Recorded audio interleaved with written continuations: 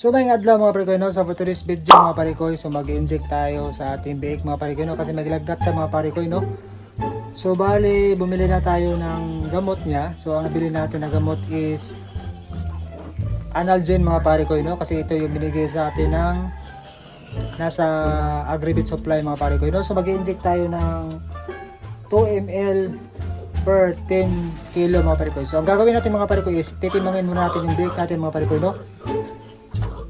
Tsaka tayo magbibigay ng gamot sa kanya mga parikoy. Kung ilang kilo na siya at ilang ml yung ibibigay natin mga parikoy no. So yan yung mga biik natin mga parikoy. Bali 2 weeks pa lang sila mga parikoy no.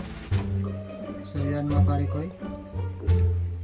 So yan bali sama yung may lagnat yan. So yan yung may lagnat mga parikoy no. Kasi sobrang init yung mga parikoy.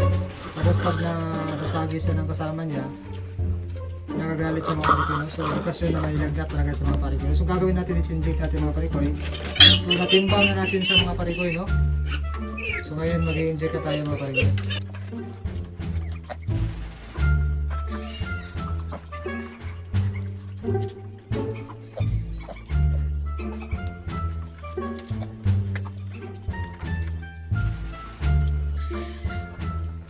So i-inject natin mga parikoy is 1 ml lang mga parikoy no, kasi hindi siya maabot ng 10 kilo mga parikoy no. So supposed to be 2 ml dapat per 10 kilo. So hindi siya maabot ng 10 kilo, nasa mga 4 kilos na siya mga parikoy no.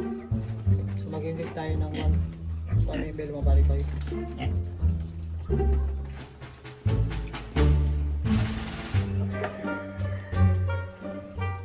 Kailangan natin mag-inject talaga mga parikoy para magapan natin yung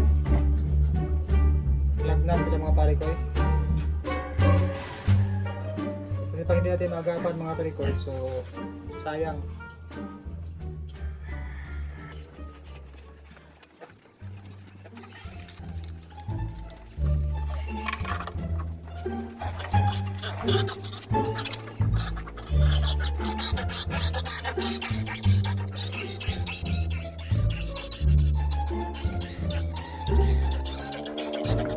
So tapos na natin sa ma-injectan mga parikoy no, sana gumaling na sa mga parikoy no.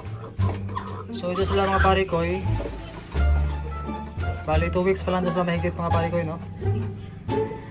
So sana gagaling sa mga parikoy. So hindi ito sponsored ng Analgen o kaya kung anong sponsored. So hindi rin ako eksperto mga parikoy. So based on mga panaliksik at YouTube mga parikoy. So hanggang dyan lang mga parikoy no. So maraming salamat.